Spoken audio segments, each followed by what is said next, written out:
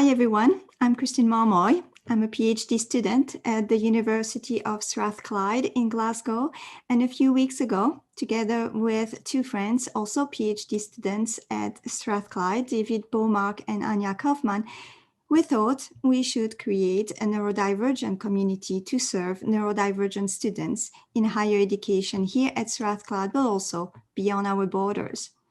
So we decided to celebrate neurodiversity in collaboration with the University of Glasgow. For the occasion, we have recorded a series of conversations with other neurodivergent people from here, but also from other countries. And today you'll hear from Kate Ringland, whose research about autism and a wonderful Minecraft community called Outcraft really helped me when I was working on my dissertation. Kate Ringland received her PhD in informatics from the University of California in Irvine and is now a UC President's postdoctoral fellow at the University of California in Santa Cruz. Kate is interested in human-computer interaction, game studies, and critical disability studies. She is now working on a project that aims at better understanding the positive impact social media has on disabled groups and how these communities leverage those platforms and other applications as assistive technology in their online but also their offline interactions. So please welcome Kate Ringland. So in terms of my professional career, I did an undergraduate in psychology. So that's kind of where I started. But while I was doing that, I took basically every computer science course that the university offered. So I had this already mixed bag of tech background and psychology background, and job prospects coming out of my undergrad were very much like, am I going to just go program software for some big company? Or, I didn't really know what I wanted to do. So I did a summer internship through this program for underrepresented students. So it was for students of color and then disabled students like myself. And basically I got to go away to a different university and do research for the summer. So it was my first foray into research, and the lab I ended up in was doing work around assistive technology for people with visual impairments. So that's really how I got hooked into this, oh, I can take this whole technology thing that I've been just doing as a hobby and actually match it up with my interests in, social good and psychology and all that stuff, and actually put them together and do stuff with it. So I came back from that internship and immediately applied to grad school, and luckily was accepted to UC Irvine with Jillian Hayes. And so with that, she was doing work in the autistic space, and so I was just like, sure, sign me up. And kind of that's how it all kind of came together, at least professionally for me. It really worked out in my favor because I myself am neurodivergent, and had spent most of my 20s, well, most of my life, but especially my 20s, hiding the fact, that I was neurodivergent and trying to keep that separate from the public eye and stuff. But always knowing that I wanted to, I didn't feel comfortable doing that. It didn't feel right to hide my own identity. So I really found a space in Jillian's lab to really explore that and really match it with my career goals. So that's really where things took off for me. That's when I became much more active on social media, and I found the Outcraft community, which is the community I did all my dissertation research with. And I saw the amazing advocacy work that they were doing. And so I really kind of came into my own in terms of my own desire for self-advocacy and social justice and all that good stuff, and really found a nice match in the kind of early stages of my career. I feel very lucky, feel very fortunate to have found a safe space to explore that in. So that's really, kind of a series of, kind of maybe not entirely rational decisions, just like, oh, I'm going to go do this internship. And oh yeah, sure, I should apply to grad school now since that was so cool.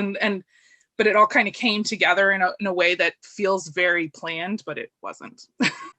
Yeah, so I had some inklings before I started my work with them that that from my own personal experiences with social media and games. I mean, I'm a gamer myself. I have a history of gaming, but I had always had a lot of trouble in gaming communities because as a woman, I was always an outsider. Like I was never going to be considered an insider in that space. And but I knew there was potential there because I had already had my own Minecraft servers with my family and friends. And so I knew there was potential there. And so when I saw that Otcraft, so it was, let's see, it would have been spring of 2014, I think is when I first found them. So it's a while ago now. And so they were much smaller then. But yeah, so I knew there was a lot of potential there. And so I approached them, Stuart Duncan specifically, to see if I could get some answers and find out what was actually going on in there. And so he and I started, a friendship over this. And I then basically essentially became a part of the community. I spent a lot of hours in the game. I spent a lot of time on their other social media. So not just Minecraft, but they use like a website with forums, and they have Twitter and Facebook and all this. And they have like a instant messenger type thing on their website. Like, so they have all these other, besides the game, they have all these other social media platforms that they use. And so I was really in it. I was following them on all these different things. And it's really amazing to watch kids who the professional research community has basically been just dismissed as, needing intervention and not able to make friends and, all these things that you hear over and over again, and to see that in real time that this is not the case at all. And so that to me was really, really exciting. And I really wanted to be able to bring that to the fore and show the research community, but show, everyone at large that this is what's going on here. And this is really important to know that if you change the environment and give them the right environment, the environment that makes them comfortable, then they can be their full selves. And to me, that was the most exciting part about working with Otcraft, is really seeing that happen like right in front of me. So yeah. So this really, again, it really stems from the work I did with Otcraft. So seeing all the different platforms that they were leveraging, and then my own personal experiences of like seeing all the different platforms I've been leveraging, especially now. I feel like this has all become very acute since, at least here in the US, we've been in lockdown for the last 12 months. And, so all of a sudden everybody is like, oh, this is the only way to communicate. I guess we better do this. So it's become very, very apparent. But yeah, I've been very interested in how we can leverage these different platforms to really build community. And I'm very interested in how these communities take care of each other and how they advocate for each other and for themselves. So for me, there's an activism piece. So I am interested in how the kind of social awareness and activism and the push for policy making and things happen on these platforms. But I'm also very interested in kind of the interpersonal, individual experiences where, say, you go onto TikTok and you see videos from people who are just saying, hey, go take care of yourself. Here's an inspirational quote. Here's a video of the ocean. Take 60 seconds to calm down, or whatever. And it's just these kind of little moments of care that are happening across these different platforms, I think are really powerful. And so I'm really interested in digging into kind of the communities that get built around these little tiny activities that can have a pretty big impact on someone's day, especially if, you know, you're stuck in one room of your house or what have you. Yeah, I agree. Yeah, that's my hope, is I'd like to see, and I'm especially hopeful now that we've had this experience with quarantine and being on lockdown. I feel like more people might be open to the idea of seeing how we can kind of, and I agree, I would never advocate for completely getting rid of, like, say, in-person communication. Like, obviously we need that, but I do feel like we need to find those ways to really bring the different forms of communication together. I know that one example is conferences. So research conferences, they've really been struggling with, you know, what platforms do we use? How do we bring people together to discuss research? How do we recreate online those kind of ad hoc social hours? And how do we recreate the coffee break? And those kind of things that a lot of people really miss and really crave. They're trying to figure out how to make those things happen in a virtual environment. Whereas some folks with disabilities who were never able to go to these conferences when they were in person are all of a sudden having access to conferences for the first time. I really hope that we find a happy middle ground so that we don't, after lockdown is over, we don't go back to just in person. I hope that we find a nice hybrid solution so that we haven't given people with disabilities access and then take it away again. I have concerns about this, but I'm also hopeful that people have now seen the benefits of doing these things online, that we can hopefully, and the technology is getting there. So I'm really hopeful that we can find a middle ground where we can have some in-person stuff, but we also have online communication. Yeah, another great example is music concerts. I've been participating and been able to attend music concerts in other countries that I would not have been able to attend pre-pandemic. So it's been really nice to all of a sudden see, and that's a place where I've seen the technology, and they are proving the technology is possible, and it's there because they've really some of the tech that they've been using has been amazing. And so it's really nice to see this happening, and I really hope that this builds momentum and keeps going even after in-person resumes. I always feel like progress is too slow. Yeah. I agree. I feel like, I mean, at least in the circles I run in, people are much more open-minded. But yeah, I think, you know, at large, things are still very slow, and we still have a lot of ableism we need to deal with. And yeah, there's a lot going on, but I'm hopeful. You know, I will remain optimistic because I choose to. Exactly. It's a choice, isn't it? Yeah. What are you working on right now? Oh, what am I working on right now? What am I working on right now? I'm doing a couple of different things. So we're doing, I'm doing a project actually with Stanford University around Minecraft, and we're actually looking at mixed ability play. So we're interested in if we bring in like a neurodiverse set of kids, and what does that play look like, and what kind of learning happens in that space. So we're just getting that off the ground now. So that's kind of exciting and related to what we were just talking about.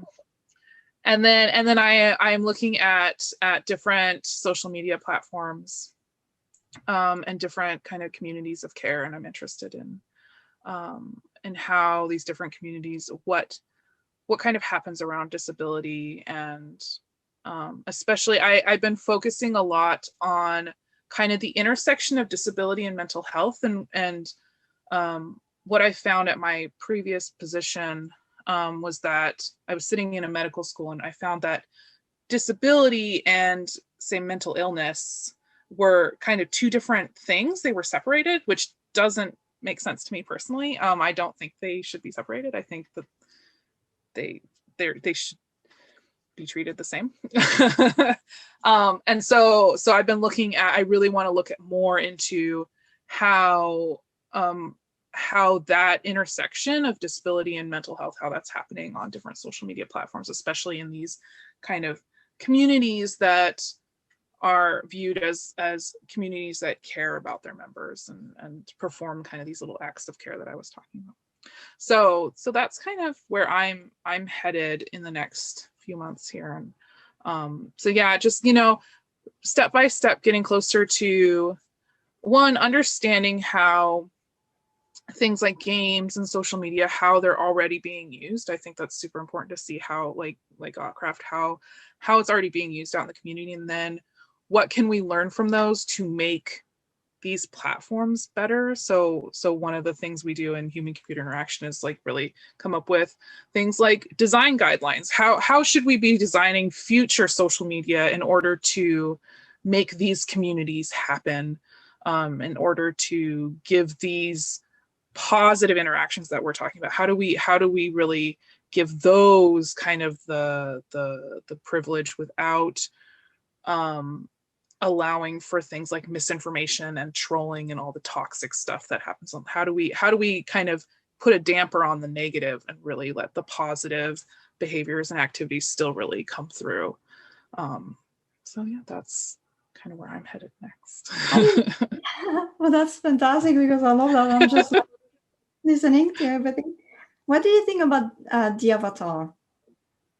To me, I'm so fascinated by the avatar. Yeah, I really, this is something I started digging into in my dissertation work, and it is something where it's kind of one of those things that's always kind of there, is this idea of where is your body on the internet? Like who are you and where are you? And I feel like things like the avatar in Minecraft, so your character in Minecraft, really is an excellent example of really having a physicality and a physical presence virtually. And I think that that's super duper important. So like in the Otcraft community, when you're seeing things like the sensory rooms, I think that there's a big thing there that really needs to get unpacked. And I started doing that a little bit in my work, but it's something I think I will eventually circle back around to, because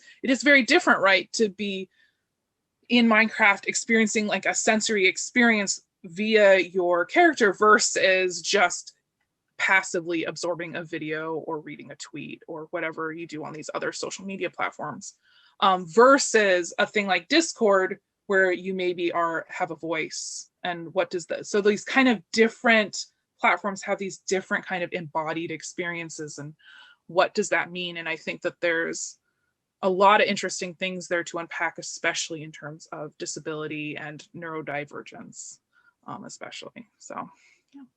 Because there is really something, it's like really, it compensates certain aspects, which he does things that, I mean, he's not, in some games he has to face his friends, and that's not an issue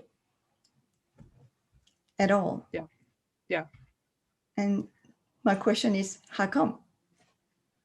It's an excellent question, because I find I agree. I think it's fascinating. I think there's something there that's really important that needs to kind of get teased apart some more. Because I mean, when I was in my early 20s, I spent a lot of time with my now spouse and friends and family playing World of Warcraft.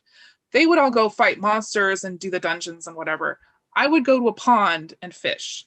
And that was like my whole thing. And they would make fun of me. I'm like, this is so relaxing and peaceful. Can I just keep doing this forever? Like, because the beautiful scenery, like, you know, it was just, there's nice music playing. You know, it's just like one of those things where it's like, maybe this is just a nice way to get away from my chaos of my physical world and just relax. But yeah, I agree. I think there's definitely something there that needs more research, because I find it fascinating. Have you ever looked into Second Life? Yeah. So it's interesting. I played it when it was still a newer thing. Um, one of the things I find fascinating about Second Life is that the learning curve and the things that you need to do to really be in the world is somewhat insurmountable, especially for like a more general audience, because you have to like be able to script, to be able to do some programming.